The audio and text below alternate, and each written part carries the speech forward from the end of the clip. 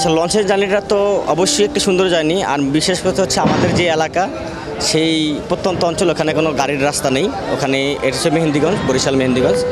ওখানে কোনো আমাদের লঞ্চে যাতায়াতের জায়গা আসলে খুব ভালো লাগছে।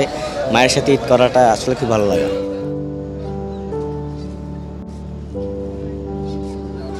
লঞ্চের জার্নি সবচেয়ে ভালো, সবচেয়ে সুন্দর।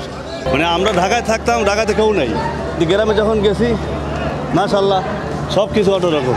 অনেক খেলা করলাম, অনেক কিছু ঘুরলাম, কাকার সাথে, কাকির সাথে, দাদুর সাথে, সবার সাথে। জি আলহামদুলিল্লাহ সব কিছু ঠিকঠাক আছে।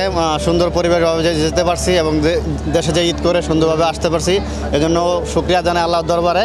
ভাড়াটা একটু বেশি লাগলো আর কি, কারণ নর্মালি 300 টাকা নেয়, আর আসার সময় যাত্রী কম ছিল তো 400 টাকা নিচ্ছে আর কি।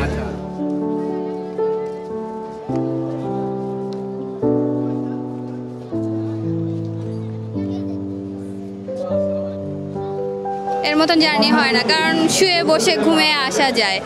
আর মানে গাড়িতে সেটা করা যায় না, কারণ আমি যাওয়ার সময় গাড়িতে গেছি, আসার সময় আমি লঞ্চে আসছি। আমি জীবনের প্রথম লঞ্চ জার্নিতে আসছি, তো আমার কাছে খুব বেশ ভালোই লাগছে ব্যাপারটা।